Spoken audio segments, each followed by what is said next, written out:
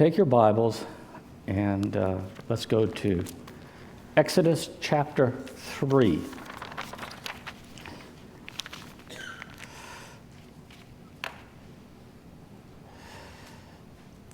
If someone came up to you and asked you the question, can you define what life is? Is life good or is life bad? In funeral sermons, I like to use the phrase from a song that was written by a rock group many years ago, and it says, "We are just dust in the wind, just dust in the wind." Do you ever feel like you are just dust in the wind? If you are dust in the wind, do you have any meaning? Is there any reason to be here? Is there any solution to life? I was talking to an individual recently, and when you talk to individuals, there are different layers. They're like an onion. You can ask people, how are things going, and everybody lies to you and says everything is okay. And then sometimes, if you know them a little bit better, they kind of peel off a few layers. And this individual opened up quite quickly. I don't know him that well, but he began to talk about his life and his inability to get along with his parents. He said he'd gone to a family reunion, and someone said, "Oh, I hear your sister passed away." And he said, "Oh, really? I didn't know that." And so he went to his dad and said, "I didn't know sister was dead." And he said, "Well, she is dead to me." Now, is that a positive or is that a negative? That's a negative. And he described his relationship with his sister, with his mom, with his dad. And he said, "Well, I'm on my third marriage." As I listened to his description there, I thought to myself, what is what? What is life anyway? It wasn't very positive, and we didn't leave on a very positive note. He wasn't asking me for advice at all. He was just talking, and I was just listening along the way. I believe, though, that life has its answers. And life's answers are not found in the Quran. It's not found in the writings of Buddha or the Hindu prophets or whatever. But the answers are found in Scripture. And the answers are found in the stories of the Old Testament. And these stories are all pointing toward salvation. And they're told in a different way. And it explains to us that we have a need to know the person of God. So we have here in this story in Exodus 3, a story that is well known to all of us. And it's a story of Moses. Now, the children of Israel, from the time of Abraham until the Exodus, as they say, that was 400 years. Now, the children of Israel had moved there because of the famine, because of Joseph, and they had multiplied. The Egyptians didn't really care for them too much, and they've gradually evolutioned into a bunch of slaves. And Moses was born, and you could say that Moses was also a miracle baby. And if you go through the book Patriarchs and Prophets, some interesting things are said about Moses. Evidently, Moses was an individual that had extreme talent. Have you ever met those individuals that can do anything and everything? They seem that they are able to speak, they're able to use their hands, they are capable of everything.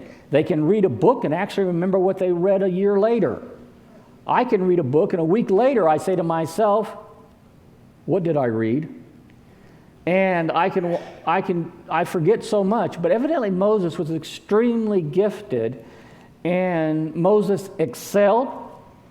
Pharaoh was going to put him as the next ruler of Israel, but the problem is that Moses is a Jew, and his people were taken captive, and he wanted to get deliverance for his people. I imagine Moses laid awake at night thinking to himself, how am I going to deliver the children of Israel? Moses was a very trained in military campaigns. He probably succeeded in military campaigns.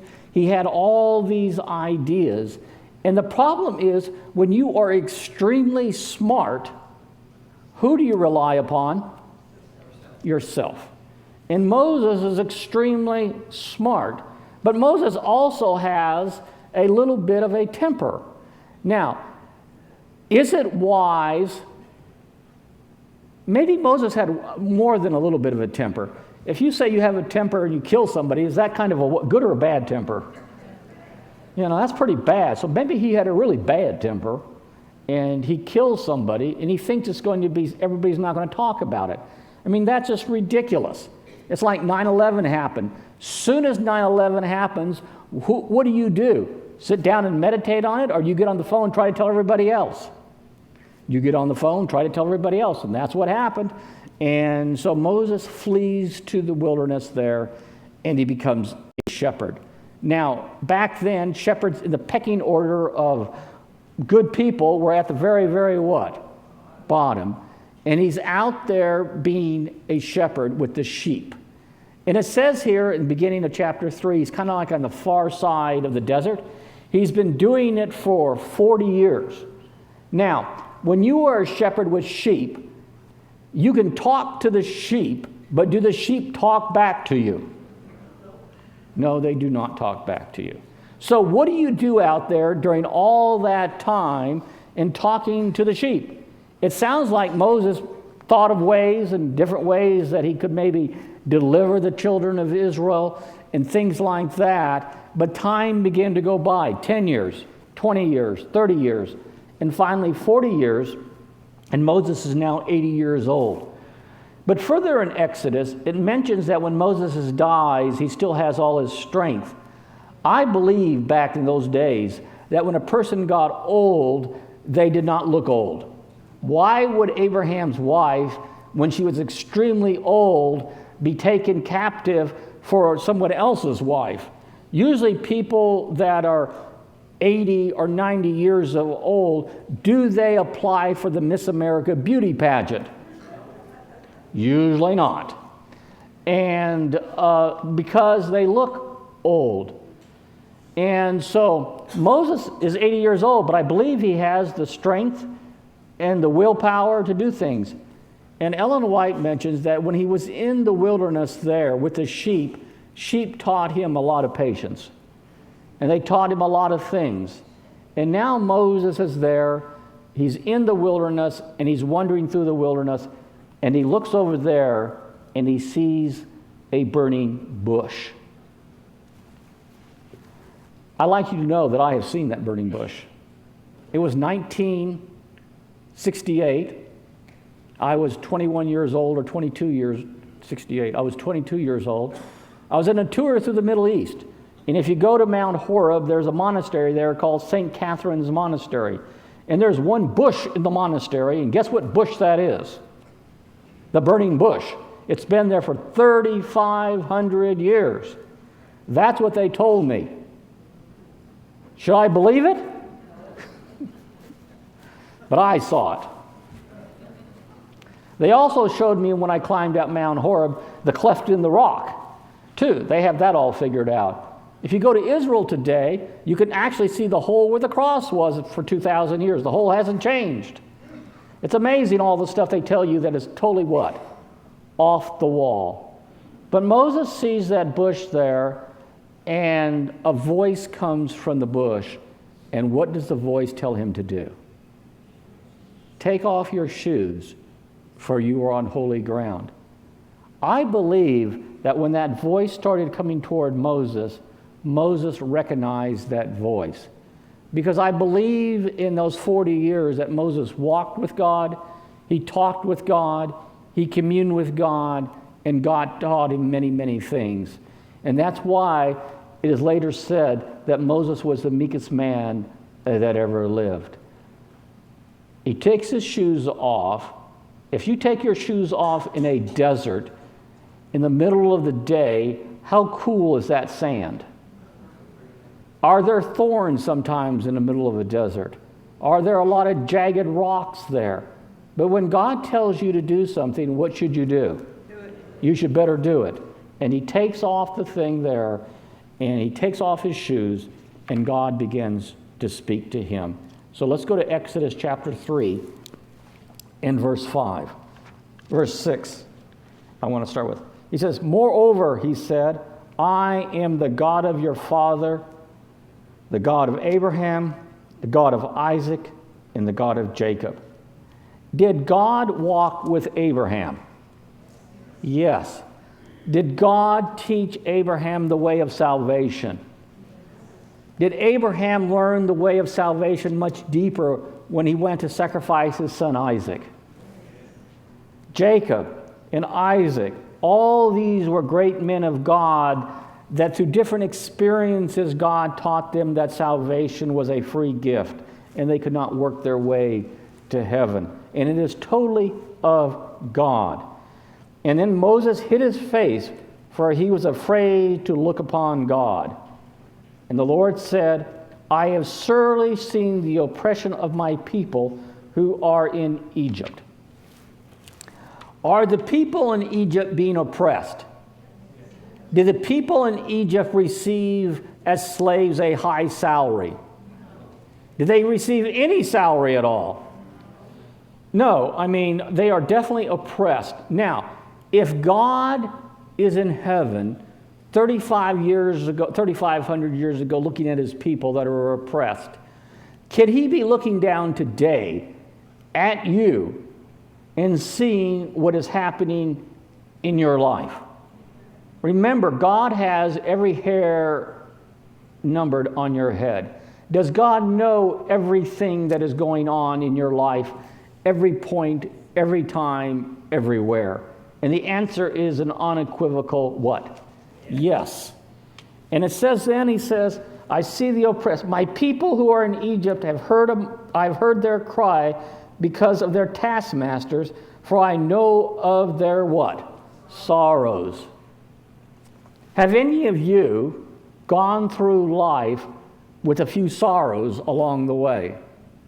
How many of us out here have lost loved ones? How many have lost children? How many have lost parents? Most of us have all lost parents. How much have gone through tragedy after tragedy after tragedy? And it says here, "I know your what? Sorrows." God knows what you are going through. The thing that we have to wrestle with and figure out, though, we don't figure it out, is to remember that God is on a different timetable than we are. It says in 2 Peter that a day is like 1,000 years and 1,000 years is like a day. So therefore, God is above, God is watching. He knows what is best for Bill Norman, even though Bill Norman thinks he knows what's best. In reality, he what? Doesn't. And God is taking, molding, changing what's happening around him for the best. And but the problem is we get very what? Impatient. It's like going to restaurants. You can go to Olive Garden and put your order in, and they are slower than what?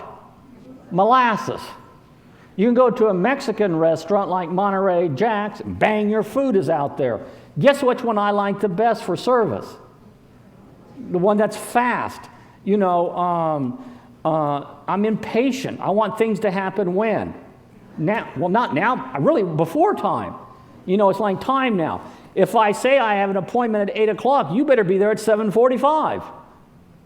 Because I think time is very important, and but I'm impatient. Is that good or is that bad? That is what? Bad. But God still works with me, still trains me, and shows me the way, and my responsibility then is to get to know God. And as I get to know God, then things will start to make sense somewhat in my life. They will not make total sense until I'm in heaven. But I just need to be what? Patient along the way. Because God sees your what? Your sorrows. Is that not encouraging? Do you think that the idol of Buddha that is over in the Far East now sees your sorrows? No. Do you think all the multiple gods of the Hindus see your sorrows? No. The Bible says here that God sees your sorrows. Should you grasp that? Should you meditate on that? You need to do that so that you can go and grow in your Christian walk. Then he says, so I have come down to deliver them out of the hand of the Egyptians. Now, who's doing the delivering here? Moses or God? God. In our plan of salvation, it is God from beginning, the middle, and the end. God is going to do it. And to bring them up from the land to a good and large land flowing with milk and what? Honey. That tells us right there that we don't need to be vegan.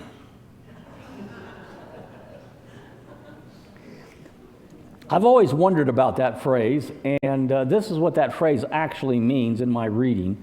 It means that the land with milk is agricultural. In other words, the land would be good for sheep, cattle, and goats.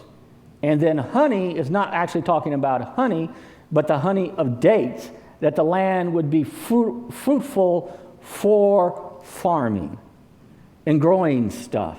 So that's what it means, a land flowing with milk and honey, that the people of Israel can go there and that they're in there and they can live there, not per se in the cities, but live out there and have their cattle and their farming and grow their tomatoes and grow everything else, because it's a land flowing with what? Milk and honey. Does God want to take care of the children of Israel? Yes. Is he giving them the best of the land? And the answer is yes. Now, Moses gets this told to him, and Moses says, you're right, God. When do I go? Is that what he says? No. He begins to make excuses. Do you ever make excuses when you know what you should be doing is the right thing? Maybe I don't want to do this now, or I don't want to do this, whatever. But you notice here that God is patient with Moses and works with him.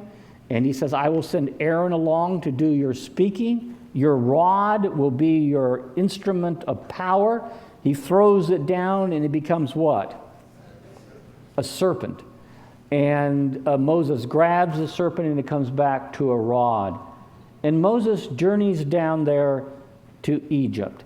And I like to look at chapter 3 and verse 19. And God is talking to Moses about what he should be doing.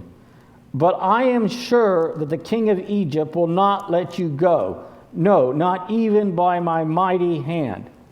How many plagues did they go through? 10. Did it take a while for Pharaoh's mind to change? Yes. So I will stretch out my hand and strike Egypt with my wonders, which I will do in the midst. And after that, he will let you what?